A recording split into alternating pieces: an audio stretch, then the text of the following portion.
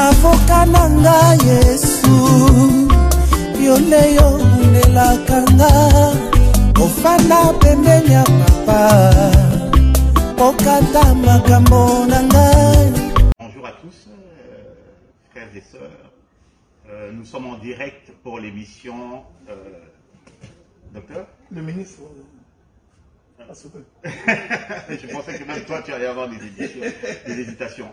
Alors c'est votre émission préférée, le ministre face au peuple, version questions et réponses. Et aujourd'hui je suis en compagnie du frère Josué et également du docteur Adélard.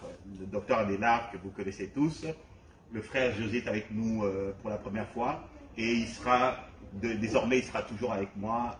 Il partagera également quelques questions. Donc nous sommes là en fait pour répondre à vos préoccupations, les questions que vous posez, les questions pratiques. Donc nous allons faire de notre mieux, docteur, s'il vous plaît, de rester dans la doctrine, mais il y a des questions pour lesquelles il faudrait quand même en plus avoir une portée révélationnelle, juste pour une meilleure compréhension. Alors Josué, est-ce que tu as un mot d'introduction? Oui, effectivement, c'est dans cette lancée des questions et réponses parce que il y a beaucoup de questions qui se trament dans la vie des chrétiens, vu surtout la doctrine. Il y a beaucoup de questions, il y a beaucoup de confusion aussi qui règne, et c'est pas des moments qui sont donnés quotidiennement, où parfois les gens se mettre en train, ou des ministres qui acceptent de recevoir des questions à leur endroit, parce qu'après, généralement, le ministre de l'évangile, c'est quelqu'un qui se présente devant un auditoire et qui n'a que la parole, voilà, qui monopolise la parole, mais c'est très rare souvent, et cela nous renvoie vraiment à l'évangile de Christ. Là où Paul de l'église de Corinthe aussi avait des moments des questions et de réponses, ça apportait vraiment beaucoup de lumière sur quelques points d'ombre et ça permet de recadrer l'église dans cette vision. Donc vraiment, c'est un réel plaisir de passer ce genre de moment dans la présence du Seigneur. Et puis il faut rappeler également, notre Seigneur également était souvent pris à partie par des personnes. Oui, effectivement, en posant des questions, et lui il répondait souvent. Et ça nous rappelle l'épisode dans Matthieu 27, où il s'adressait aux pharisiens, et c'était dans cet élan de questions-réponses où ça permettait à l'Église de se recadrer, de suivre la scène de vraie doctrine. En tout cas, c'est un réel plaisir de revivre ces mêmes moments, parce que le Seigneur est le même, hier, aujourd'hui et éternellement. Amen. Alors, donc, sans plus tarder, nous allons commencer. Docteur, comment ça va? Je vais bien, Dieu nous fait grâce. Okay. Dieu nous fait grâce. Alors, je voudrais que vous vous adressiez donc au peuple, au répondre aux questions de peuple, en tant que pasteur, en tant que docteur également. Donc là, je voudrais vraiment que vous puissiez mettre les casquettes qu'il faut pour que les questions auxquelles monsieur et madame tout le monde se posent, parce que les questions que nous allons poser ici, le 3/4 des questions viennent directement du peuple. Donc pour dire qu'il y a quand même des préoccupations, il y a quand même des considérations qu'il faut pouvoir mettre à la lumière sur. Alors pour l'émission, on se base toujours, nous allons souvent nous appuyer sur cette écriture de 2 Timothée 3,36 qui dit que toute écriture, parce que le docteur répondra à vos questions en fonction des Écritures. Alors, toute écriture est inspirée de Dieu et utile pour enseigner. Donc, attendez-vous à être enseigné, pour convaincre, mais ce n'est pas le docteur qui va vous convaincre, n'est-ce pas, docteur? Oh, bien sûr, c'est l'Éternel qui convainc. Exactement. Donc, pour enseigner, convaincre, corriger, surtout parce qu'il y a beaucoup de fausses doctrines, et également pour instruire dans la justice.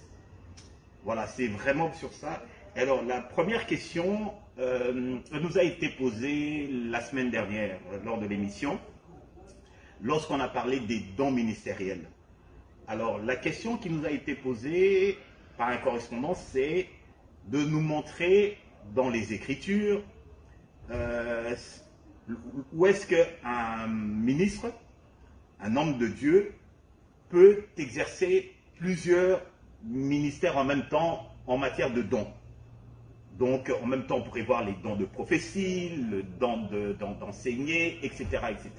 Donc, il voudrait, sur base des Écritures, ou une pensée des Écritures qui nous montre que cela est biblique. Ok, donc d'abord, je vous remercie de m'accueillir sur ce plateau.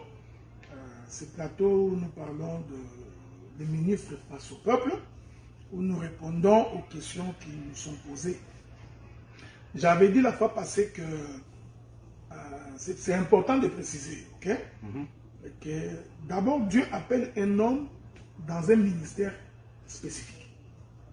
Mais cela ne peut pas empêcher que quelqu'un, tout en ayant son ministère spécifique, d'exercer d'autres ministères. Il faudrait donc préciser que les ministères que nous avions expliqués comme étant l'apôtre, les pasteurs, les docteurs, l'évangéliste et les prophètes, j'avais donc expliqué que ce sont là les 5 doigts de Dieu qui constituent les dons ministériels. Mais c'est important de comprendre qu'il s'agit de la parole de Dieu. C'est-à-dire qu'il n'y a pas une délimitation claire, fixe et établie entre les ministères. Parce que c'est la même parole qui coule dans ces dons. Donc, quelqu'un tout en étant prophète peut dans l'enseignement plonger dans les doctorats. Quelqu'un tout en étant évangéliste peut pendant qu'il prêche plonger dans l'apostolat. Mais il a quand même son ministère propre. Je voudrais prendre un exemple. L'apôtre Paul est considéré comme étant, c'est un docteur. Oui. Donc, de par l'enseignement, de par sa manière de prêcher, on comprend que tout en étant apôtre, il avait aussi le ministère doctoral. Ok? Donc, ça c'est un exemple que je prends. Quand vous prenez Pierre, le Seigneur pose la question à Pierre, il dit, Pierre, m'aimes-tu? Il répond, tu le sais. Là, il dit, je t'aime. Il pose la deuxième fois, Pierre répond, je t'aime. Il pose la troisième fois, nous croyons que tout cela est révélationnel de la pensée de l'Écriture. Ce n'est pas pour rien qu'il a posé 3 fois. Et Pierre répond, Seigneur, tu le sais. Alors l'Éternel dira à Pierre, paie mes brebis. Or, celui qui paie les brebis, c'est un pasteur. Un pasteur. Vous voyez? Oui. Donc, il disait à Pierre que tu es un pasteur.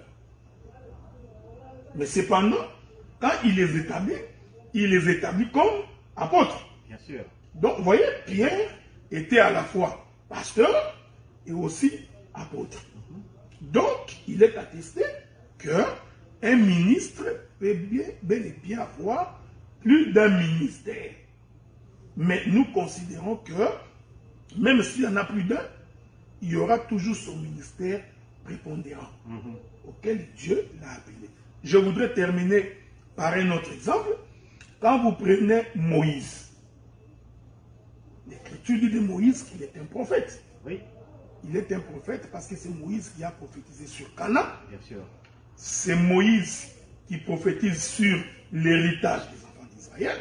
C'est Moïse, lorsqu'il parle des 12 enfants d'Israël, fait la prophétie sur Dan, sur Joseph. Là, Moïse est un prophète. Mais quand il conduit Israël jusqu'à Canaan, il les conduit aussi comme étant leur pasteur. Bien sûr. Donc quand ils ont des difficultés, ils venaient vers Moïse pour le voir. Donc, un ministre peut avoir plus d'un ministère. Mais il aura toujours son ministère principal. Donc, à ce titre-là, j'avais soulevé un fait. Mon ministère, c'est le doctorat. Mais j'ai fait également l'œuvre pastorale dans cette église. Mais mon ministère principal, là où j'excelle, c'est dans les doctorats. Mais cela ne m'empêche pas, de temps en temps, que les gens viennent sur le plan pastoral, que nous puissions aborder certaines questions. Voilà un peu ce que je pouvais ajouter à ce titre-là.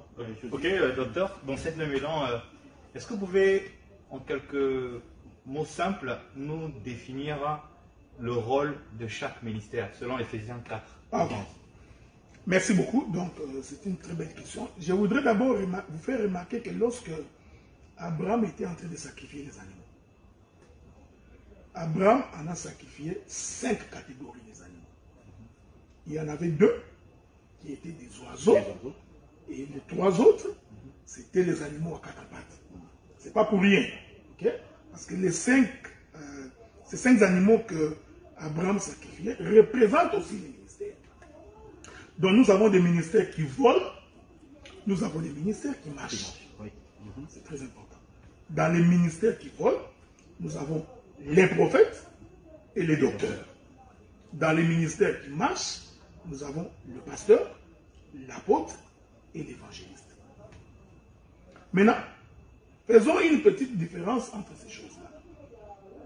L'Écriture définit l'apôtre comme étant le garant de la doctrine. Donc, je posais les fondements comme un sage architecte. Quand Paul parle comme ça, il parle comme étant un apôtre. C'est-à-dire celui qui vient déraciner les mauvais enseignements. Celui qui vient convertir les gens vers l'évangile. Parce que cette conversion-là va passer par enlever la mauvaise semence et ensuite poser le fondement de l'évangile. C'est pareil quand vous construisez une maison. Avant de commencer à construire, vous posez les fondements. C'est pourquoi l'Écriture dit, si le fondement n'est pas posé sur un roc, quand le vent va venir, la maison va être ébranlée. Donc lorsque on est dans une église et que par exemple il est question de faire la Sainte Seine, d'accord? Si on va sur la doctrine, ben, il n'est pas question de boire du jus de mangue par exemple. Donc l'apôtre, quel va être le rôle de l'apôtre? Mais non, effectivement, parce que l'apôtre va procéder par l'enseignement. C'est lui qui pose les fondements. Tu vois? Donc, les éléments de la doctrine, je voudrais prendre un exemple concret d'un élément de la doctrine, la conversion. Ça, c'est un élément de la doctrine qu'on ne peut pas changer. Mais dans la marche de l'église, nous pouvons avoir des gens qui viennent à l'église, qui prennent le temps pour se convertir. Mais cela ne change pas la doctrine. La doctrine dit, quand on croit au Seigneur, on doit être converti. Mais dans le tact de tous les jours, le pasteur peut aller par les tacts en essayant d'amener l'homme à comprendre que Dieu l'a amené à la conversion sans être direct. Ok, sans faire... En fait, il est emmené à faire des détours au niveau de la doctrine. Donc, c'est-à-dire qu'il faut qu'il trouve une manière de garder la brebis. Ok. Vous voyez, la doctrine est claire. Je vais donner un exemple concret. La doctrine dit par exemple que tu ne peux pas répudier une femme sauf en cas d'adultère. C'est un exemple. L'homme attrape sa femme en flagrance d'inadultère. Il vient avec ça. La doctrine sur cette question est claire. Mais les pasteurs, par souci de gagner ces couples-là, peut amener le couple à se réconcilier. Dire à l'homme, la femme peut demander pardon, tu peux pardonner et garder la femme. Tu vois? Donc cela veut dire que l'apôtre, lui, il pose la doctrine du Seigneur. C'est très important. Alors que le pasteur gère les brebis au quotidien. C'est pourquoi l'Écriture dit, ton bâton et ta houlette me rassurent. Le bâton frappe, la brebis peut fuir, mais la houlette peut récupérer la brebis et la ramener. Ce sont des choses spirituelles. Ce n'est pas une école. Donc on ne peut pas dire premier point, deuxième point, troisième point. C'est beaucoup plus poussé par l'esprit qu'on est à même de comprendre comment fonctionne le ministère.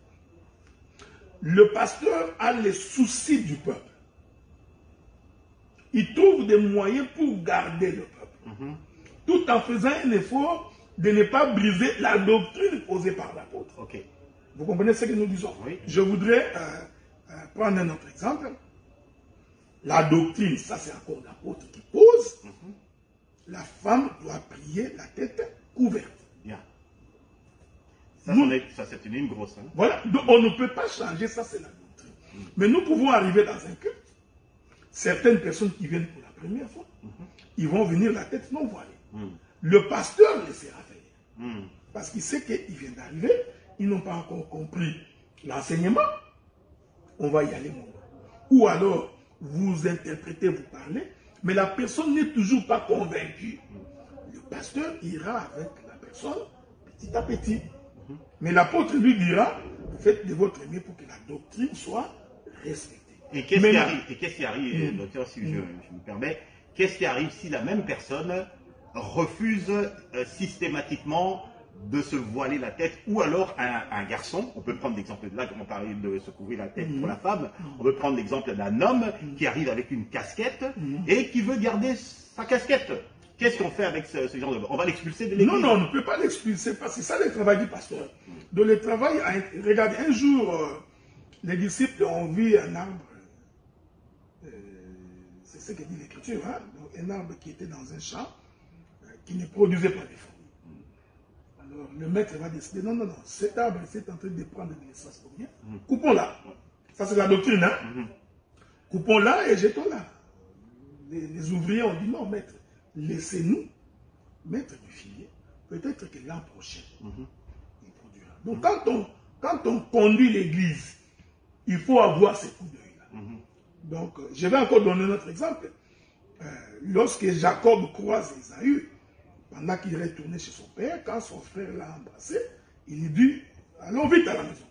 Jacob dit, j'ai des femmes qui allaitent, j'ai des troupeaux qui ont des petits, laissez-moi marcher au rythme du troupeau. Ça, c'est le pastorat. Je prends un exemple. Lot fait lâche. Non, Noé fait lâche. Mais tous les animaux ne sont pas entrés au même moment. Non. Donc, quand il a fait lâche, il était à la fois prophète, il était aussi apôtre, parce qu'il a posé les fondements. Mais dans l'attente que les animaux rentrent, il a fait le pastorat. Donc, ce que nous voudrions dire, c'est-à-dire que quand on fait l'œuvre de Dieu, il faut toujours vous dire que c'est l'éternel Dieu qui convainc. Bien. Si Dieu n'a pas convaincu, vous risquerez de créer des hypocrites. Maintenant, l'importance de l'apôtre, c'est lorsque l'un des ministres voudrait changer la doctrine. C'est-à-dire, je commence à prêcher que non, tu peux venir prier sans te voiler. Non. Là, l'apôtre va dire, non, tu voudrais déplacer les bornes posées par le Père. La doctrine va rester intacte, même si les hommes n'obéissent pas à la doctrine, mais la doctrine reste la doctrine. C'est comme qui dirait, le péché est condamnable. Nous ne pouvons pas changer la doctrine pour dire, nous comprenons que vous volez, parce que nous sommes dans un pays, nous comprenons que ma soeur, tu n'as pas de travail, voilà pourquoi tu te prostitues. Non, ça c'est changer la doctrine. La doctrine dit, les prostituées, les voleurs n'hériteront pas le royaume des cieux. Alors, si du haut de la chair, les autres ministres veulent changer cet enseignement, c'est en ce moment-là que l'apôtre intervient pour dire, vous ne pouvez pas changer la doctrine. Bien. Alors, vous voyez, déjà là, j'ai établi la différence entre l'apôtre et les pasteurs. Pour les deux ministères. Pour les deux ministères, donc, sur lesquels c'est clair. on marche. Voilà. Très bien. Voilà. L'évangéliste, c'est un agent de marketing. C'est quelqu'un qui vante les produits. Ok. Donc, c'est quelqu'un qui ne vient pas vous poser la doctrine. Il vient vous dire que Jésus est bon, Jésus guérit. Quand tu viens à Jésus, tu auras de l'argent. Tu auras le mariage. Tu vois. Il vante. C'est pourquoi, généralement, quand l'évangéliste se déplace, il doit être accompagné par les dons des miracles. Quand Jésus disait, voici les miracles qui accompagneront ceux qui auront cru. Nous croyons d'abord que ça peut accompagner tout le monde. Mais dans la vision première, Dieu avait vu les déplacements des évangélistes. C'est pourquoi, quand Jésus dit aux Juifs, si vous ne croyez pas à ma parole, croyez ne fût-ce que pour ce que vous voyez. C'était l'évangéliste. Donc l'évangéliste, c'est un agent de marketing. Il fait la publicité de Jésus. Jésus est bon, il guérit, il sauve. Les gens vont accourir. Ils viennent beaucoup. Mais dès qu'ils arrivent, Jésus change de langage. Celui qui ne mange pas ma chair et ne boit pas de mon sang n'héritera pas le royaume. Je l'avais jamais vu comme ça, l'évangéliste. Je l'avais jamais perçu comme ça. Non, c'est exactement ça. C'est exactement ça, oui. Parce que s'il va dehors, il dit, venez manger le corps de Jésus et boire. Personne ne viendra. Ok. Vous voyez? Donc, logiquement, dans une église, l'homme le plus important, le plus populaire, devrait être l'évangéliste. Ok. Vous voyez? Parce que c'est un combattant qui va dans les champs. Donc, et puis, l'évangéliste est toujours accompagné de l'apôtre. Ce sont les deux ministères qui sont en dehors de la maison. Bien. C'est très important. Donc, en dehors de la maison, ce n'est pas le ministère prophétique. Ce n'est pas les doctorats. En dehors de la maison, c'est beaucoup plus l'apôtre et l'évangéliste. Parce que c'est eux qui ramènent les gens. Quand vous mettez un prophète, ici je ne parle pas des dons, des On parle vraiment du ministère. Oui. Alors, quand nous sortons devant les païens, nous donnons la parole à un prophète. Il se met là-bas, il commence à expliquer la chevelure de Samson. Cette tresse sur la chevelure de Samson. Il commence à nous expliquer, vous voyez, les rochers descendus du ciel. Il a connu. Les gens, ils vont dire, mais ce gars, il est fou. Donc, nous perdons notre temps. Vous voyez? Donc, dehors, c'est pourquoi j'ai toujours dit, tu vois, ça devient facile, même quand on veut interpréter l'écriture. Donc, quand David va combattre Goliath, il n'y va pas comme un prophète, ni comme un docteur, ni comme un pasteur. Il y va comme un apôtre et comme un évangéliste. Il opère un miracle, il coupe la tête des Philistins. Tout le monde voit. Waouh, Dieu est avec nous. Donc, l'évangéliste, c'est un agent de marketeur. Le langage de l'évangéliste devrait être le langage le plus simple possible pour attirer les gens. Donc, il vous attire sans vous dire ce qui vous attend. C'est exactement ça l'évangéliste. Ouais, il vous attire sans vous dire ce qui vous attend quand vous allez arriver. Parce que quand il vous appelle, il ne vient pas vous dire d'abandonner les péchés. Non. Il vous dit, venez en Jésus, vous serez convertis. Quand vous arrivez ici, dès que vous entrez dans la maison, vous trouvez le pasteur. C'est le pasteur qui va gérer au quotidien tout ce monde-là. Mais les deux oiseaux qui volent dans les sacrifices d'Abraham, c'est les docteurs et c'est les prophètes. Le prophète, lui, il va puiser les choses très élevées. C'est-à-dire le coup d'œil des Écritures qui révèlent la pensée de Dieu. Vous voyez? Je voudrais ici donner un exemple concret. Le prophète va t'expliquer les milléniums dans David et Salomon. Vous voyez? Parce qu'avant les milléniums, il faut qu'il y ait la guerre d'Armageddon. Or, David, c'est celui qui avait le sang d'araignée. C'était un combattant.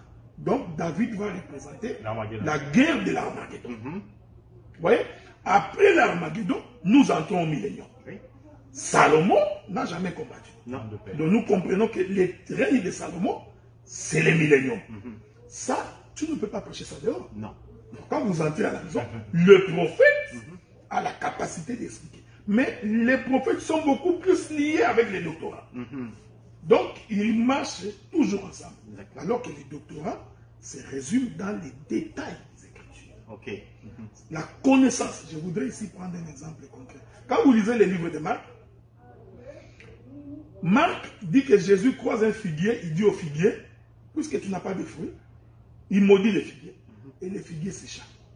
Mais l'autre version dit, le lendemain, quand Jésus venait avec les disciples, il constatait que le figuier que Jésus avait maudit a séché. Donc on a l'impression que ce figuier-là a séché. L'un dit instantanément, l'autre dit le lendemain. Les doctorats ont la capacité de pouvoir expliquer pourquoi on dit qu'il s'échappe instantanément, pourquoi ici celui-ci dit il s'échappe le lendemain. Tu vois, ces détails-là, dans la révélation, c'est le travail du docteur. Et également, quelquefois, les personnes non averties pourraient dire que entre un apôtre et un autre, il peut y avoir des contradictions. Tu comprends? Ça, c'est également au docteur de pouvoir montrer que la Bible suit une logique et qu'il n'y a pas de contradiction. Ça devrait être le travail de tous les ministres. De tous les ministres. En principe. Mais il y a des gens à qui Dieu a fait cette grâce spéciale que nous appelons les docteurs et les prophètes. C'est-à-dire que lorsque vous lisez un texte et que vous vous rendez compte qu'il y a des contradictions apparentes réalité, ces contradictions-là ont une explication. Elles ne sont qu'apparentes. Maintenant, quand vous n'avez pas dans l'Assemblée quelqu'un qui a le ministère doctoral et le ministère prophétique, alors c'est comme ça que vous allez voir les musulmans, quand ils sont sur un plateau avec des pasteurs, ils leur disent, mais pourquoi cette contradiction? Le pasteur est perdu. Parce qu'il n'a pas les détails de qui cachent ces contradictions apparentes. D'accord. Donc, ceci m'amène à une question subsidiaire. Les gens qui disent que, étant donné que la Bible a peut-être été inspirée par le Saint-Esprit, mais que l'écriture a été faite par des gens mortels et tout, il peut y avoir des erreurs de traduction, il peut y avoir, et même il y en a même qui disent qu'il peut y avoir de la falsification. Est-ce qu'il y a de la falsification dans la Bible? Non. Est-ce qu'il y a des erreurs dans la Bible? Des erreurs de traduction dans la Bible? Je voudrais... Attendez, je vais essayer de lire une écriture. Je ne sais pas si j'ai trouvé cette écriture-là. Ça devrait se trouver dans les livres d'Ésaïe. Souffrez que nous allions voir si je peux trouver ça. Je ne sais pas si j'ai trouvé cette écriture, mais ça devrait se trouver dans les livres d'Ésaïe. Ou les livres des Proverbes, je ne sais pas. Je reviendrai là-dessus. Il y a une écriture qui dit que consultez les livres de l'Éternel. Je crois que c'est Isaïe. Si votre ami Guy Roger, Dr Guy Roger nous suit. Ah bon, mais le problème c'est même si nous, cette histoire est tellement loin qu'on ne peut même pas. Ok. Josué, ça te dit quelque chose? Il y a une écriture qui dit que consultez les livres de l'Éternel, aucun d'eux ne fera défaut. Donc, c'est cette écriture-là que je suis en train de chercher. Je sais que je la trouverai. Regardez, donc, en fait, dans la Bible, il n'y a pas de contradiction. Donc, parce que les Écritures ne peuvent pas se contredire. J'ai parlé également de falsification et des erreurs de traduction. J'ai parlé de ça. Ah, j'ai trouvé ça. Je suis dans Ésaïe, chapitre 34, le verset 16. Ésaïe, chapitre 34, le verset 16. Ok. Écoutez ce que la Bible dit. La Bible dit, consultez-le. C'est un seul livre. C'est comme ça qu'Ésaïe présente ça. Consultez le livre de l'Éternel et lisez. Aucun d'eux. Non. Donc, Ésaïe nous fait comprendre que les livres est plusieurs. Mais il commence par dire, consultez le livre. Ensuite, il dit, aucun d'eux. Donc, le seul livre est plusieurs. Aucun d'eux ne fera défaut. Ni l'un, ni l'autre ne manqueront. Car sa bouche l'a ordonné, c'est son esprit qui les rassemblera. C'est ce que je voudrais dire. Quand vous lisez les textes de la Bible et que vous avez l'impression qu'il y a des contradictions, pour comprendre, il faut les rassembler. Donc si vous ne les rassemblez pas, vous restez dans la contradiction apparente. Donc vous pouvez lire que Matthieu a dit telle histoire, Marc dit autre chose. Ésaïe vous dit, pour que vous compreniez, il faut procéder au rassemblement. Donc si vous ne procédez pas au rassemblement, vous ne comprendrez pas les textes de la Bible. C'est là où nous croyons que Dieu a donné les ministères pour ça. Pour que les contradictions apparentes entre les différents livres, que les ministres soient capables de rassembler pour que le peuple comprenne quelle est la pensée de l'Écriture. Donc il ne peut pas y avoir de contradictions apparentes de la Bible. Eh bien, pour ceux qui ne sont pas rassurés, vous avez toujours quand même tout de même la possibilité de poser vos questions. Et comme je vous avais dit la semaine dernière, les questions que nous recevons aujourd'hui, parce que pour l'instant nous ne sommes pas encore équipés entièrement, parce que vous voyez, nous sommes dans une logique de déménagement et d'aménagement. Alors les questions qui seront posées en direct cette fois-ci, nous allons prendre le soin d'y répondre la semaine prochaine, à l'émission prochaine. Josué, est-ce que tu peux me lire ce verset-ci? Alors lequel? Attendez, j'arrive. Oui, Matthieu 24 à partir du verset 11. Nous sommes dans Matthieu.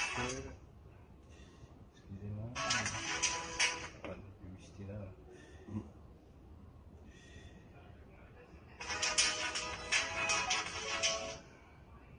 Du coup, nous sommes dans Matthieu Matthieu 24, verset 11. Matthieu chapitre 24, verset 11. Nous lisons Matthieu chapitre 24, verset 11. La Bible déclare: plusieurs faux prophètes s'élèveront et ils séduiront beaucoup de gens. Ok, continue.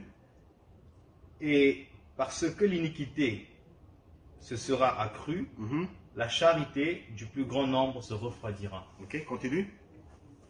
Mais celui qui persévérera jusqu'à la fin sera sauvé. D'accord. Cette bonne nouvelle du royaume sera prêchée dans le monde entier pour servir de témoignage à toutes les nations. Alors viendra la fin. Bien. Docteur, nous sommes dans les temps de la fin, n'est-ce pas? Est-ce qu'on peut dire que nous sommes dans les temps de la fin? Non, mais le temps de la fin a commencé depuis la Pentecôte. Ok, donc depuis que Jésus s'en est allé. Ah ouais. Okay. Depuis la Pentecôte, depuis le temps des apôtres, parce que ces écritures que nous lisons, ce sont les apôtres qui ont écrit. Et les apôtres ont dit le temps de la fin. Donc le temps de la fin a commencé depuis les apôtres. Ok, donc les 4 cavaliers dont parle l'Apocalypse ont été relâchés depuis le temps de la croix, après la croix. Après la croix, donc nous sommes entrés directement au temps de la fin. Parce que souvenez-vous que dans les 70 semaines des derniers, 69 semaines ont déjà été consommées. Ok? Exact. Voilà. Donc l'Éternel va ouvrir une brèche à la 69e semaine pour nous permettre, nous, de rentrer. Maintenant, tout ce qui nous reste ici, nous attendons l'enlèvement. Après l'enlèvement, la brèche va être refermée. Alors la 70e semaine va commencer. C'est très important de préciser que nous sommes en train de vivre les temps de la fin, pas la fin du monde. Ok. C'est très important. Bien. Expliquez-nous un peu, c'est quoi les temps de la fin? Donc, j'aimerais profiter de cette occasion-là pour rebondir sur une question. La différence qu'il y a entre la fin du monde et la fin des temps. Ça, c'est très important, ça. Regardez.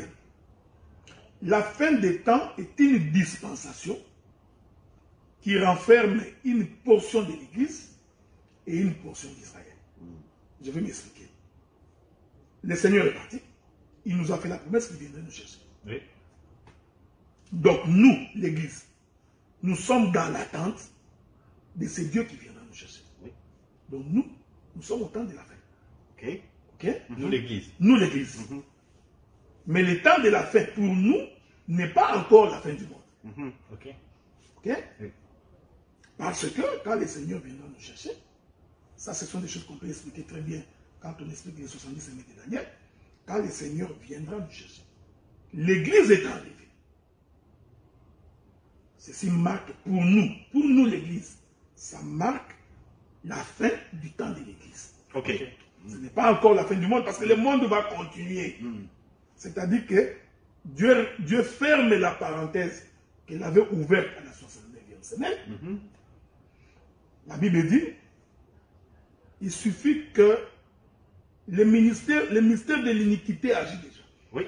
Il suffit que celui qui les retient ait disparu pour qu'il apparaisse. Oui. Celui qui les retient, c'est l'Église. C'est notre présence sur la terre, c'est le Saint-Esprit. Souvenez-vous du temps de Lot. Donc, Dieu ne pouvait pas frapper Lot, Sodome et Gomorrhe, tant que Lot était dans Sodome et Gomorrhe. Donc, ce qui retenait que Dieu ne frappe pas Sodome et Gomorrhe, c'est la présence de Lot. Il suffit que Lot ait disparu, c'est-à-dire enlevé, Dieu va frapper Sodome et Gomorrhe. C'est ce qui va arriver. Lorsque nous serons partis, l'Antichrist, qui agit maintenant comme un mystère, va apparaître. Ok. Est-ce qu'il est déjà parmi nous? La Bible dit tout simplement que le mystère de l'iniquité agit encore. La personne de l'impie n'est pas encore apparue. Ok. Mais ces prophètes sont déjà dans le système. Bien. Okay? Ils sont en train de préparer le chemin de l'Antichrist. Alors, quand l'Antichrist va apparaître, le monde va continuer. Je vais donner un exemple ici. Le jour où l'Église disparaîtra, vous voyez comment les choses sont tellement bien faites, tout le monde saura. Les médias aujourd'hui, même celui qui est au village, on en parlera dans tous les médias qu'il y a une disparition des hommes sur la terre. Ça se dira dans tous les médias. De la même manière que quand on a Covid, ça se disait partout. Donc tous les médias vont reporter les mêmes histoires. Non, il y a des gens qui sont disparus en Colombie, au Congo, disparition. J'ai perdu mon père. Tout le monde, les gens qui ont l'enseignement, ils comprendront que l'enlèvement vient d'avoir lieu. Okay? Il va se créer une crise mondiale. C'est cette crise-là mondiale qui permettra l'apparition de l'antéchrist, qui aura à la fois un pouvoir politique et un pouvoir religieux. Nous parlons d'un homme physique. D'un homme physique. Une personne physique. Parce que Christ était une personne physique, l'antichrist serait aussi une personne physique. Dieu ne change pas. Okay? Alors l'antichrist va apparaître. Je vais éviter beaucoup de détails parce que ça prend tout un enseignement. Oui, bien sûr. L'antichrist va apparaître. Il créera un semblant de paix entre Israël et les nations de la terre, les Arabes, tout ce monde-là. Et l'Écriture dit dans les livres de Matthieu chapitre 24, lorsque la désolation dont a parlé le prophète Daniel fera en sorte que l'homme de l'impie, puisqu'il a établi un semblant de paix, va donc aller s'établir jusque dans les lieux très saints et se proclamant Dieu. Israël va rompre l'alliance parce qu'Israël avait l'enseignement que l'Éternel Dieu est unique, il n'y aura pas d'autre Dieu devant ta face. Donc un homme ne peut pas se proclamer Dieu. Il va rompre l'alliance. Le monde entier constatera que celui qui ne veut pas la paix, c'est Israël. C'est alors que les coalitions vont se faire. Ces coalitions-là, d'après les prophètes, je n'entre pas dans beaucoup de détails, je suis docteur, donc une armée du Nord va se coaliser, Gog et Magog. Gog et Magog, pour devoir attaquer Israël. Si vous lisez la carte mondiale aujourd'hui, vous remarquerez ces rapprochements entre la Russie et la Chine. Ces rapprochements-là n'est pas gratuit. Okay? Donc c'est très important. Donc, là, l'Église est déjà partie. Ouais, mais le monde continue quand même. Bien. Maintenant, ce que nous sommes en train de suivre là, ça, ce sont maintenant les événements qui vont nous amener vers la fin du monde. Bien. Okay? Donc il y aura guerre Magog, l'Armageddon va apparaître, le Seigneur descendra avec le souffle de sa bouche, et pendant que les diables, parce qu'on retiendra les diables pendant 1000 ans. Okay? Donc, et quand on va les relâcher, il sait que son temps est à compter, le monde sera dans un trouble impossible. C'est alors qu'il n'y a que l'Éternel qui peut descendre pour mettre fin. Donc ça, jusqu'à ce qu'il va les lier, les mettre dans le feu de la Guéhenne, ça nous sommes dans la fin du monde. Ce qui est différent des événements du temps de la fin pour l'Église. Ce qui est totalement différent. Ok. Je pense qu'on prendra peut-être une fois une émission complète où on parlera de... Oui, parce que ça renvoie à l'eschatologie. Oui, à l'eschatologie, oui, bien sûr, bien sûr. Et comme vous savez, en ce moment, les gens ont un peu abandonné l'eschatologie et tout ça parce qu'ils trouvent que c'est beaucoup trop philosophique, mais en réalité, nous sommes en plein dedans. Non, mais regardez, si tu as le coup d'œil de Dieu, Dieu ramène ce qu'il a fait dans le passé. Mais ce que nous déclarons, c'est passé quand Israël est sorti d'Égypte. Donc la guerre de Gog, Magog, Armageddon, tout ça s'est passé pendant qu'Israël sortait. Remarquez. Donc Moïse quitte l'Égypte, il va épouser Séphora. C'est la 69e semaine, c'est la parenthèse qui vient de s'ouvrir. Ouais, parce que Moïse vient, il trouve deux juifs en train de se battre, il voudrait les séparer. L'un lui pose la question de qui t'a établi juge. Donc, celui-là, il a compris que cet homme ici, c'est un juge. Voyez-vous? Il dit, personne n'est à établi. C'est ça, Israël qui rejette le Messie. Parce qu'en fait, c'était leur Messie. C'est le même Moïse qui va les sauver. Il les rejette. Mais quand Moïse est rejeté, ça c'est dans l'ombre. C'est un type. C'est un type, voilà. C'est une image. Moïse, qu'est-ce qu'il fait? Il va chez les Madianites. C'est là-bas qu'il va trouver Séphora. Vous comprenez ce que je dis? Il va trouver Séphora. C'est la parenthèse ouverte à la 69e semaine. Elle va avoir des enfants avec Séphora. Elle en a eu deux. Ces enfants-là vont représenter l'ombre de ce que nous sommes. Mais remarquez, avant que Moïse ne retourne pour prendre Israël, il n'est pas allé avec Séphora. Il a dû renvoyer Séphora et ses enfants chez son père. Bon, tu vois, comme ça, on aurait dit, il a divorcé. Oui. Mais dans la pensée prophétique, c'est l'image de l'enlèvement. Maintenant, tout ce qui va se passer en Israël, dans les 10 plaies, c'est l'image de la guerre d'Armageddon et consorts. Les 7 tonnerres, les 7 plaies. Voilà. Ouais. Vous voyez? Maintenant, quand il traverse la mer Rouge et que Pharaon vient mourir, mais c'est ça, Apocalypse 22. Ouais. C'est-à-dire, il met fin à toute chose. Le diable est lié avec toutes ses acolytes, son armée. Ouais. Donc tout ça se trouve dans l'ombre. Maintenant, il faut être ministre de Dieu pour aller expliquer Gog, Magog. Ça, on a donné en grosso modo, hein, pour aller expliquer avec détail Gog, Magog et Armageddon dans la sortie des enfants d'Israël. Okay. Alors, donc, comme on vous l'avait dit tout à l'heure, c'est que nous allons marcher, mais nous allons également aller dans les hauteurs. Parce qu'on a quand même, notre invité, c'est quand même un docteur de la parole. Alors, de temps en temps, il faudrait qu'on puisse aller également dans la révélation pour comprendre des choses. Ceci dit, je reviens à quelque chose que vous avez dit tout à l'heure, le ministère de l'iniquité. Le mystère. Le mystère de l'iniquité agit déjà. Tu comprends? Donc, nous devons comprendre que parmi nous, quand je dis parmi nous, c'est-à-dire parmi les croyants, parmi les chrétiens, dans les églises, et je parle des gens qui exercent à l'église, je parle des pasteurs, je parle des églises qui, au moment actuel où on se parle, agit déjà pour pouvoir préparer l'arrivée de l'Antéchrist. Oui. Autrement dit, il y a des enseignements qui sont donnés dans des églises chrétiennes aujourd'hui qui préparent l'Antéchrist. Mais effectivement, c'est pourquoi, vous voyez, c'est pourquoi nous disons que quand une église n'a pas le ministère de la parole, quand l'église n'a pas l'enseignement, c'est la chose la plus terrible qui puisse arriver. Une église qui n'a pas d'enseignement, il faut sortir, parce que la mort est certaine. Parce que l'enseignement, c'est ça la lumière.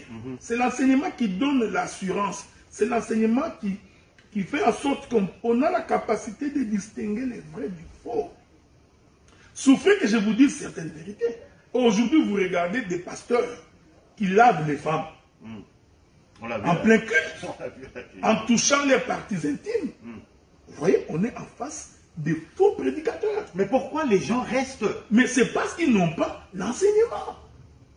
Vous voyez, vous trouvez aujourd'hui dans l'église le pasteur qui dit au peuple, allez manger l'herbe dehors. Parce que dit-on, au commencement, Adam ne mangeait que de l'herbe. Les gens sortent, ils vont brouter de l'herbe. Oui. Ça n'a rien à voir avec le manque d'intelligence ou l'aveuglement. Ils n'ont pas l'interprétation de l'écriture. Vous voyez? Donc nous avons des prédicateurs aujourd'hui. Qu'on se le dit, c'est entre nous. Aujourd'hui, on fait la promotion des femmes prédicatrices. Ce sont des faux enseignements. Pour quelle raison? Mais parce que les apôtres n'ont pas prêché ça. J'ai parlé avec une dame il y a 3 jours passés. La dame m'a posé la question, mais la Bible dit que dans les derniers jours, Dieu répandra de son esprit sur toute chair. Vos filles et vos fils prophétiseront. Il n'y a pas eu d'exception. J'ai dit, mais oui, même moi je dis, il n'y a pas d'exception. Les filles et les fils prophétisent. Mais il s'agit du don de prophétie. Il ne s'agit pas du ministère prophétique. Vous voyez? Donc nous ne refusons pas qu'une sœur prophétise, non. Qu'une sœur parle de Christ, non. Mais être établi ministre pour conduire, parce que le ministère conduit l'église. Je voudrais dire une chose ici. Dieu, c'est un Dieu d'ordre, il ne peut pas être un Dieu de désordre. Dieu a fait, regarde, Paul l'a dit, le mariage terrestre est un mystère par rapport à Christ et à l'église. Dieu a établi dans les mariages terrestres que l'homme soit le chef. Il dit c'est par rapport à Christ et à l'église, il est dit. Parce que l'église c'est le corps, l'homme c'est la tête qui conduit. Dieu ne peut pas se contredire. Il ne peut pas établir les ministères qui conduisent le peuple, établir une femme. Il ne l'a pas fait du temps de Lévi, il ne l'a pas fait du temps des apôtres. Même quand il choisissait les apôtres, il n'a pas choisi une femme. Alors donc c'est pas la peine de traiter les prédicateurs ou en fait, les ministres des assemblées des saints, les sexistes. Ça n'a rien à voir. Ça n'a rien à voir. Les sœurs ont le Saint-Esprit comme nous. Elles participent au salut comme nous. Elles exercent les dons, du Saint-Esprit comme nous. Elles guérissent les malades comme nous. Elles prophétisent comme nous. Mais la direction de l'Église, parce que ça c'est le ministère, Dieu ne peut pas donner ça à une femme parce qu'elle va contredire toute la Bible. Et docteur, qu'en pensez-vous par exemple des Écritures qui disent que là où Paul, je crois que c'est dans Galates, il dit il n'y a ni juif, ni grec, ni maître, ni esclave, ni homme, ni femme, car tous nous sommes un en Christ. Bon, très bien.